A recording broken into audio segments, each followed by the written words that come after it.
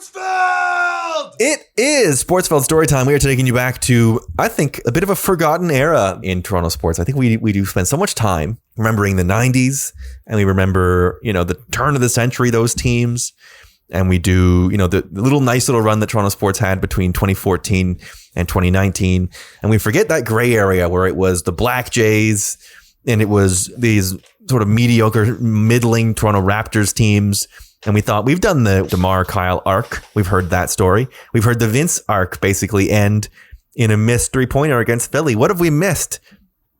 We missed the juicy middle, the Andrea Bargnani years, the Jorge Garbajosa years, the Juan Dixon years, if you will.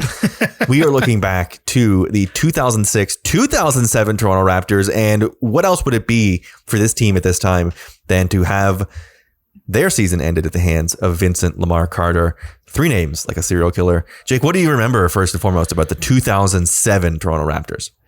I remember three things. I remember them being extremely good at home. I remember the surprise and the sudden joy of having playoff basketball to watch again. And I remember TJ Ford just not throwing, or maybe it was Jose Calderon. One of them didn't throw a bounce pass to end the game and to end the season, and I'm mad about it, but we'll get to that. First overall pick in the draft goes to the Toronto Raptors, and this was that same year. No way. You're right. Holy shit. With the first pick in the 2006 NBA draft, the Toronto Raptors select Andrea Bargnani from Italy. What's big news in Italy? Not as big as Italy playing the Ukraine in the World Cup, but you're looking at the first European player ever selected number 1 overall, the second international player. Yao Ming was the first back in 2002. And Andre Bargnani, not a center, plays on the perimeter, great shooter. The photo opportunity with the commissioner. Let's go to the Toronto draft room. That's the reaction. Moments ago, as they zeroed in on the 7-footer, he's only 20 years of age, as Fran Fraschilla said, and he will develop. As Fran said, don't be quick to point out that he's not an athletic player. Il Mago from Rome, Italy. It's Andrea Bargnani. He is 4 days older than me. That is something to learn. He comes out 11.6 points per game, 37.3 from three on 4 attempts per game. Andrea Bargnani. You have Chris Bosh, 22. You sort of have your two big stars, your stretch four, if you will. The idea was stretch 4, stretch 5, and then it ended up neither one of them wanted to play center. I think in modern NBA, maybe this team is a little bit ahead of its time. But you have 29-year-old Morris Peterson. You have Jose Calderon, TJ Ford, the Calder-Ford point guard combo in full effect. I believe actually called a Ford in its first year when it really would begin to form like Voltron. You have guys like Juan Dixon, Fred Jones, Morris Peterson, of course, your big, not blocking shots, but altering shots was Rasho Nesterovic. Joey Graham, who I don't think ever figures out what it was going to be for him. Chris Humphries, also on this roster, played 60 games. You look back and your first reaction like this was, oh, what a bad team. But I could almost sort of see the blueprint of where they thought basketball was going, right? Because you have Calderon, who is doesn't turn the ball over point guard, who can shoot threes if he's left wide open and doesn't have to dribble into them, and TJ Ford, who can run with speed. And then you have, again, like I said, stretch 4, stretch 5 guys. If you could play high pick and roll and switch and all these things. And then your wings, Anthony Parker, who became a crowd favorite very quickly, and your muscle, your Joey Graham, you're in the OG Anunoby mold of defender. He would say 3 and D, but he did not hit a 3. Really all year long. He was half an attempt per game, 29%. So AD guy, I guess you could say. Yeah, I'm going to start our look back here. I'm just looking at the 2006 NBA draft because obviously you can't talk about Bargnani without talking about the fact he went first overall. Yes. And generally first overall picks, yes, help franchises. I am here to not defend the pick. Not a great draft year.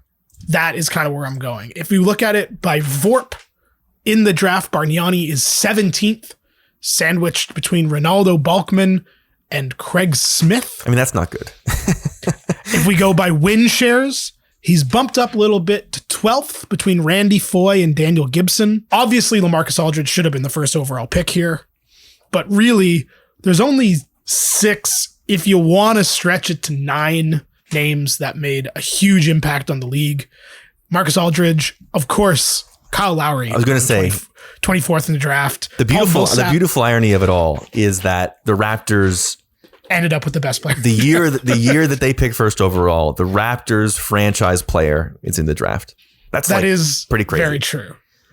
Paul Millsap, JJ Redick, Rajon Rondo, Rudy Gay, Thabo Sefolosha, Brandon Roy, PJ Tucker. If you really want to stretch to 10, I guess you could say Ronnie Brewer. But after that, it's pretty dire. And listen, it was Aldridge was the guy who went number 2, and the guy that inevitably would be sort of your comparison there. You got a little bit of Brandon Roy, because he obviously balled out, but he only played 6 seasons in the league. Yeah, so. And like Aldridge, no question, should have been the pick. He's first in win shares, second in VORP in the draft. Both number 2 and number 1 in those 2 stats is Kyle Lowry. So, but then you're coming back the next year with Aldridge and Bosch is your front right. court. And at the time, that was like you were saying, that was the kind of thing that could work now. But at the time, it was like, well, you got 2 power forwards. What are you going to do? Even now, that is a 21-year-old and a 22-year-old you're having coming in. It's not, you know what I mean? Yeah. It's not as easy as just plugging them in as they wanted it to be at this time. Ultimately, Bosch would end up being the one playing the 5, which we would see later in his career, something he would really grow to excel in, being a small ball 5 and then a stretch 4 as well. Like at the 4, he was really a dominant player. Some great all-time like heart and soul, if you were there, these guys make your all-time favorite Raptors list as well. Jorge Garbajosa was hugely popular with hairy white guys in the Toronto area. The Coachella jersey watch is huge on Garbajosa Raptors jerseys, I think. PJ Tucker also was drafted in this team. I just forgot that we drafted him. That's fun. So a couple 2021 NBA free agents that are going to Miami. Not Toronto. Yeah. But, teaming up all these years later, these 2 guys still in the league. Yeah. Anyway, the Raptors, as you mentioned, a very good home team, not overall a very good team, full stop. I do remember this is the year the bottom fell out of the Atlantic Division. It was the NBA's Titanic division. Raptors went 47-35, a mere 12 games over 500, and finished first in the Atlantic Division, above the 41-41 New Jersey Nets, Philly 35-47, the Knicks 33-49, and the Celtics 24-58. We don't know how good we had it with the Raptors being that bad. Other sort of big important things to note, this is the first year that Bryan Colangelo was the sort of like fully behind the wheel organizing this team, and that is sort of where you get those additions like Anthony Parker and that switch to some of those European players and drafting Bargnani. We had seen the year before, Rafa Arujo was on the team the year before, Charlie Villanueva, 3 different guys with the last name Williams, Aaron, Alvin, and Eric. The Lauren Woods year, if you will, is what and Matt Bonner is on year 27-55, 2005, 2006 Toronto Raptors. So from 4th to 1st in the division. Yeah, and they made some, I would say, off the board solid additions. You had Anthony Parker, as you said, who was EuroLeague MVP. Garbajosa played for Spain internationally. Fred Jones had won a dunk contest. Remember Derek Martin was basically the coach by the end of his tenure with the Raptors. It was an interesting roster. I'm not going to sit here and say it was necessarily a 3 seed in the East roster, but even though they literally were. But it was a very interesting, it's very easy and fair and fun to make fun of Bryan Colangelo's tenure with the Toronto Raptors. But there were some ideas there. What the hell happened to the rest of the fucking East? That team is a 3 seed though. Right? Truthfully. At 47 wins. The East then was just bad. The East in the NBA in this time was not a good conference. But you would even think the Nets, who would come in and would be where the story ends up going, you would think they're just a 500 team, truly unbelievable. The Raptors, it was as if that baseball adage that had been recently coming around is even trying to try ended up being a huge inefficiency. It was putting together even a half decent team was unbelievable. And I think Raptors get a bit of a reputation in their franchise around this. This is sort of where it begins, where not that they become a competent franchise right away. There's still plenty of wander in the darkness that comes after this and the fallout of, losing and transitioning to Masai. But I think they get a little stung with like when they became good under Masai. I think memories of this team sort of lingered where it was like they're just a competent team surrounded by awful teams, right? It was just sort of like what they had done, and that was they can win the Atlantic. Who cares? Yes, and then until the conference finals against the Cavs in 2016, that there's 2 years where they don't really shake that reputation.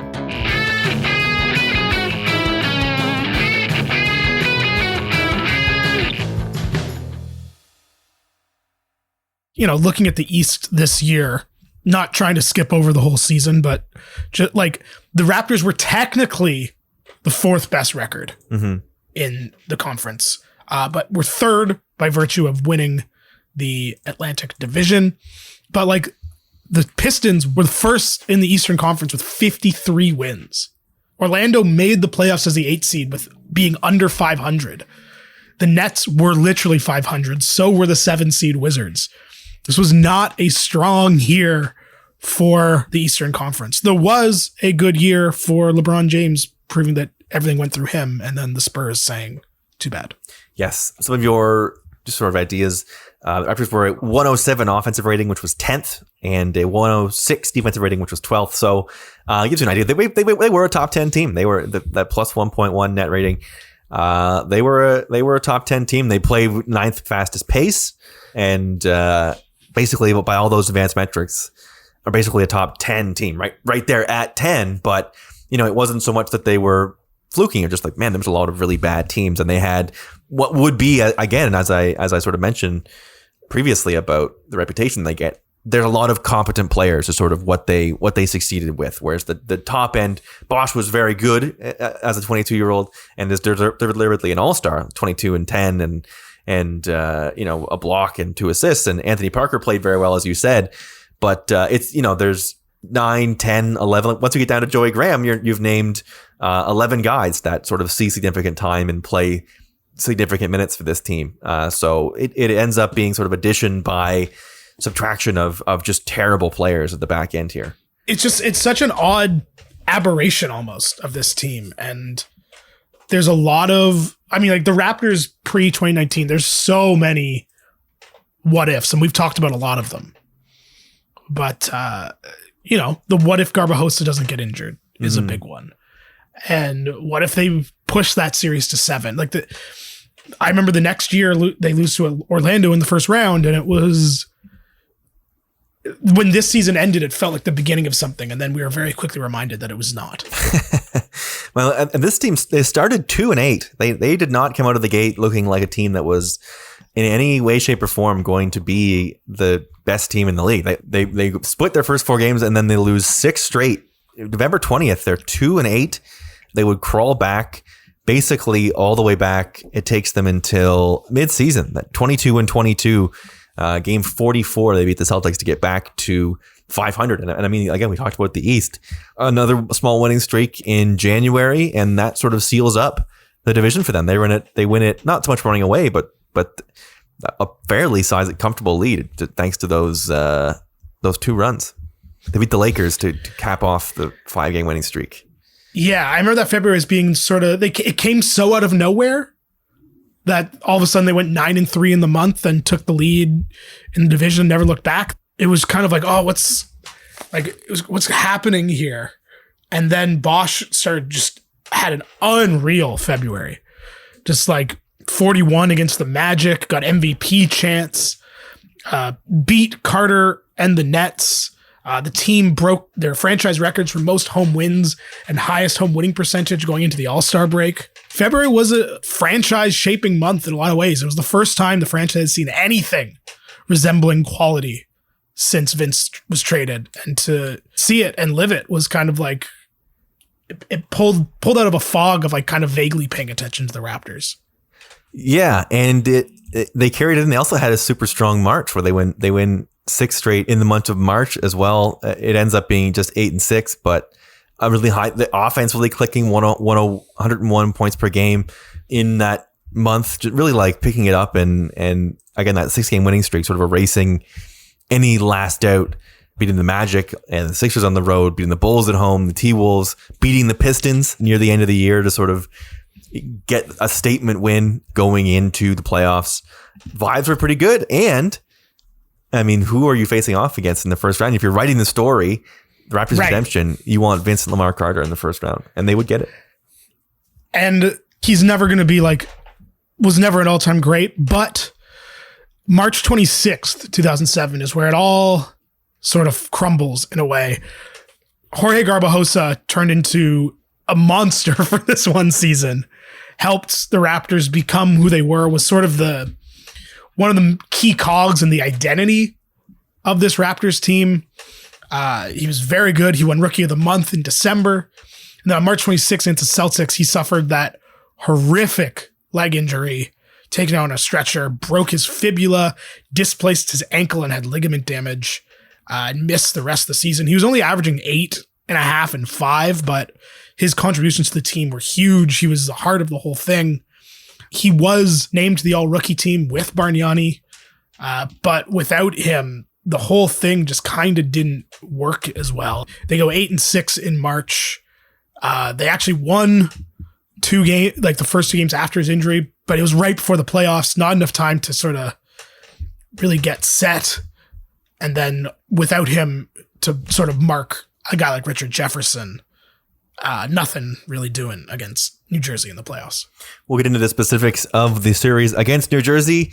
And of course, some classic Vince, knife in the back from Vince Carter, next week on Sportsfeld Storytime.